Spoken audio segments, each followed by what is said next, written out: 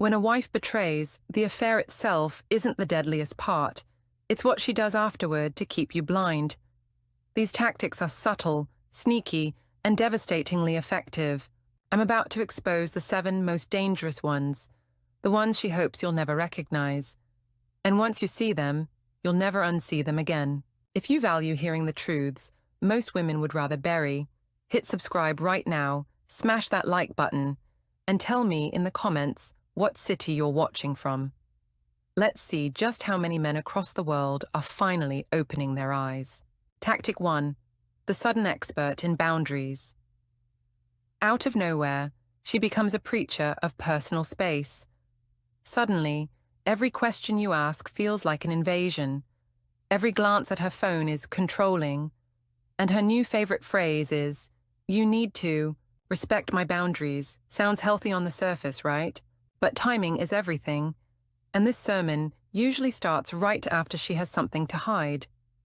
I've seen wives lock down devices they used to leave unlocked on the kitchen counter. One man told me his wife created a second password on her fitness app because workouts are private. Fitness or late-night messaging hidden behind a calorie log. That's not independence, that's camouflage. Here's the trick. She reframes secrecy as self-care. She makes you feel guilty for wanting transparency while she shields entire parts of her life from you. The irony. Healthy couples do have boundaries, but they build them together, not overnight, and not as a smokescreen. Psychologically, this is about control. By painting your concerns as insecurity, she flips the dynamic. You're the unreasonable one, and she's the enlightened partner teaching you lessons about trust. It's a manipulation that works because you hesitate to push back. You don't want to be seen as the paranoid husband, but notice how selective these new boundaries are. She doesn't mind scrolling your messages if she's just curious. She doesn't mind asking who you were with. Yet when the same curiosity turns toward her, suddenly you're crossing lines. Boundaries aren't equal here. They're shields to protect her secret, the detail that gives her away, the speed and intensity of the change. Real independence grows gradually. Fake independence appears overnight and comes wrapped in defensiveness. Men, don't let the language fool you. When boundaries suddenly become walls, you're not allowed to look behind. Ask yourself, what exactly is she hiding back there? And if you think drawing new borders is the worst tactic she'll use, you're wrong. Because once she feels protected behind those walls, her next move is far darker. She'll start rewriting the past itself. Tactic 2, the history rewrite. One of the most unsettling tactics after betrayal is her sudden urge to retell your entire relationship story. Out of nowhere, memories that were once happy become proof of how miserable she supposedly was. The anniversary trip you both laughed about last year. Now she recalls it as lonely. The little routines you shared, like late-night takeout or weekend walks, are recast as boring or unfulfilling. This is no coincidence. Rewriting history serves one purpose: to justify what she's done. If she can convince you, and even herself, that your marriage was already broken, then her betrayal feels less like a crime and more like an escape. It's psychological revisionism, erasing joy and replacing it with bitterness. I once spoke with a man who was stunned when his wife began retelling their engagement story. For years, she had bragged about how romantic it was. Then suddenly, she claimed it felt pressured and that she never really had a choice. Same event, completely new script. Why? Because the new version conveniently explained why she strayed. This isn't just about the past. It's about controlling the present. When she rewrites history, she's planting seeds of doubt in you. You start wondering, was I really that inattentive? Did I miss the signs? Was she truly unhappy all along? That confusion benefits her. The more you question yourself, the less you question her. Pay attention to the sharp contrast. The history she paints now doesn't match the woman she used to be. Old photos, old messages, old conversations prove she once saw things differently, but she ignores that evidence. The rewrite is stronger than the reality. This tactic is dangerous because it slowly makes you believe her betrayal was your fault, that you drove her to it. And once you accept her version of the past, you're trapped in her narrative. But history is only one battlefield, because if she can reshape the past, she'll soon start reshaping the present, and she won't do it alone. Her next move? Recruiting allies. And when your own friends become part of her cover story, the game reaches a whole new level. Tactic 3, the alibi network. When lies start piling up, she can't hold them alone. That's when she quietly builds an alibi network. Friends, co-workers, even family members who can unknowingly vouch for her. Suddenly, every questionable absence has a ready-made cover story, and you're left feeling like the paranoid one. I've seen wives text a friend before heading out. If he asks, tell him I was with you. Sometimes the friend doesn't even realize what's happening. They assume it's a harmless white lie. Other times, the accomplice knows exactly what role they're playing. Either way, you're not just dealing with her deception anymore. You're dealing with a script rehearsed by two people. One man told me his wife always claimed she was with her best friend during her late-night study sessions. When he casually mentioned it at a barbecue, the friend went pale because she had been out of town that entire week. That's when he realized the friend cover wasn't protection, it was theater. Here's how the tactic works. She rotates names. One week it's her sister, the next it's a coworker, then a girls' night with friends you've never even met. Each alibi feels plausible because it's tied to real people.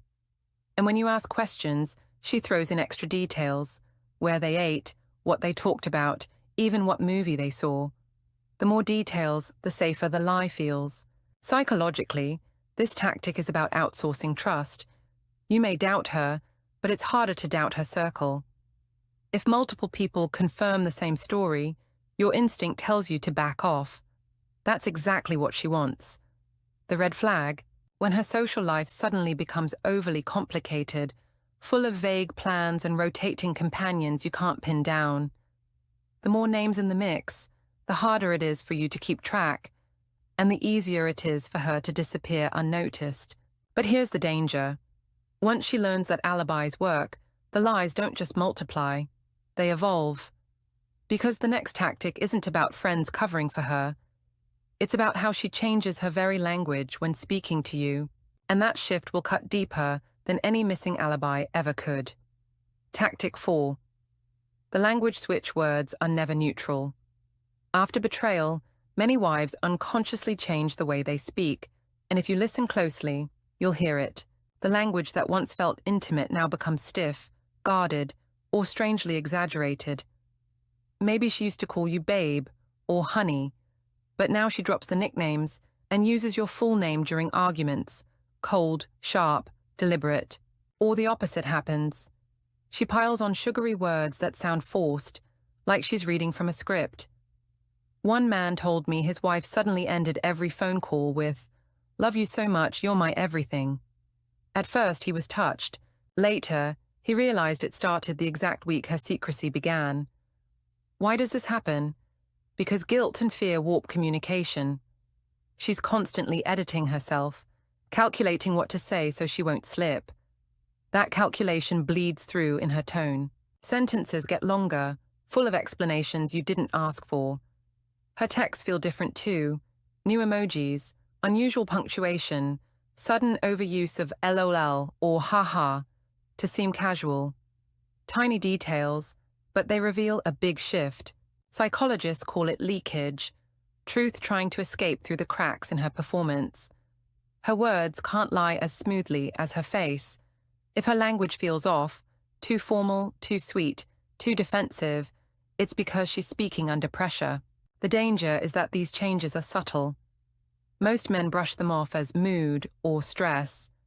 But when language transforms overnight, it's a signal that her reality has shifted behind the scenes. And here's the chilling part. Once words start failing her, she needs a new cover. She can't control tone forever. That's when she turns to something even harder to challenge: time itself. Tactic 5. The schedule mirage. When betrayal creeps in, the clock becomes her most reliable cover. She reshapes her routine to create believable gaps in time, pockets where she can disappear without raising alarms. On the surface, it looks harmless. She's working late, helping a friend, or running errands. But if you pay attention, the hours stop adding up. One man told me his wife's usual 45-minute grocery run stretched into 3 hours.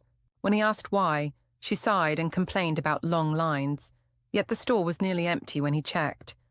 Another husband noticed her workouts had doubled in length, yet she came home barely sweaty, with no progress to show for it. These aren't innocent scheduling quirks, they're carefully crafted blackouts. The brilliance of this tactic lies in its camouflage. Who questions a woman working overtime at the office? Who argues when she says she's finally taking self-care seriously at the gym? Challenge it too strongly, and suddenly you're the insecure, controlling husband. That's exactly how she keeps the mirage alive, by hiding deception inside excuses that make you hesitate to push back. But the truth always leaves footprints. Watch for sudden changes in patterns that don't have a logical explanation. Notice if her excuses rotate. Traffic today, project deadlines tomorrow, a friend in crisis the next week. Pay attention to the moments when her phone is mysteriously silent during these blackouts, only to light up with activity as soon as she's on her way home. Psychologically, the schedule mirage is about manipulating perception. If she can control your sense of time, she can control the story you build around it. And once you start doubting your own instincts, wondering if maybe the commute really did take that long, she's already winning. The red flag isn't just the missing hours, it's the inconsistency. Real life has a rhythm. When her routine suddenly shifts into chaos, when her schedule demands more privacy than ever before, you're not looking at simple busyness. You're looking at a carefully constructed cover. But here's the problem with borrowed time. It always runs out. The questions get sharper, the cracks get wider, and the hours can no longer be stretched. And when the clock stops protecting her, she turns to something far more dramatic. Emotions designed to overwhelm your suspicion. Tactic 6. The sympathy storm. When the questions get too close, she unleashes her most disarming weapon, tears. Emotional breakdowns appear at just the right moments, transforming suspicion into sympathy. Suddenly, instead of holding her accountable, you're holding her while she sobs. This is what I call the sympathy storm. You bring up her late-night absences, and she collapses into a story about how overwhelmed she feels at work. You ask why she ignored your calls, and she bursts out crying about how nobody ever understands the pressure she's under. The topic flips instantly, from her behavior to her pain, and you're cast as the insensitive one for even questioning her. I once heard from a man whose wife staged 3 emotional meltdowns in a single month, each one arriving conveniently after he asked about inconsistencies in her schedule. One time, he pressed her on why she came home at midnight. Instead of answering, she launched into a tearful rant about feeling trapped in the marriage. By the end, he was apologizing to her, while his original question was left buried under a pile of tissues. Here's the psychology. Guilt makes her feel cornered, but she knows raw emotion is powerful. Tears trigger your protective instinct, distracting you from logic. Anger can push you to dig deeper, but sadness makes you soften, pull back, and stop asking. That's why this tactic is so effective. It doesn't just dodge the question, it makes you feel cruel for asking in the first place. The pattern is key. If her tears always appear when your questions get too specific, you're not witnessing genuine vulnerability, you're witnessing strategy. Real emotion flows naturally. Strategic emotion shows up on cue. And don't overlook how quickly the storm passes. After the crying fit, she often returns to calmness almost unnaturally fast, as if the performance has ended. That's not healing, it's rehearsal. But storms, no matter how loud, eventually fade. And when the tears lose their power, she doesn't fight harder, she freezes. Because the final tactic isn't about emotion at all, it's about silence. And that silence can be the coldest betrayal of them all. Tactic 7, the quiet freeze.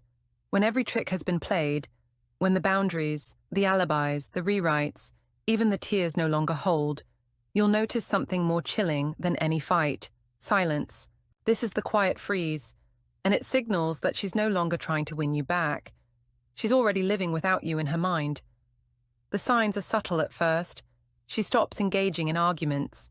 Where she once defended herself passionately, now she shrugs and says, "Believe what you want."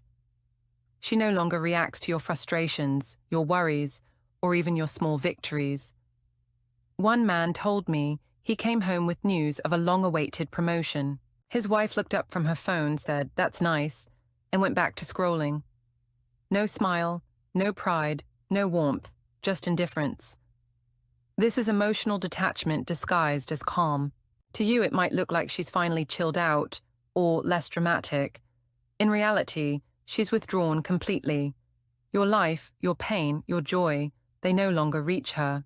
It's as if you're living with a polite stranger who just happens to share your address. Psychologists call this emotional divorce, and it often comes long before the legal one. The cheating didn't cause this freeze. The freeze is what made the cheating possible. Once she mentally left the relationship, betrayal was just a symptom of her exit. Here's the danger. This stage is often irreversible. Anger can still be engaged with. Tears can still be comforted. But indifference means she's stopped investing altogether. The freeze is her final tactic because it requires the least effort. It keeps you questioning while she quietly builds a life that no longer includes you. And if you sense that she'd feel relief, not panic, if you uncovered her secret, you're already staring at the truth. But silence isn't peace. It's the sound of someone who's already gone. And when you reach this stage, the story isn't about spotting tactics anymore. It's about deciding what you'll do next. See you in the next video.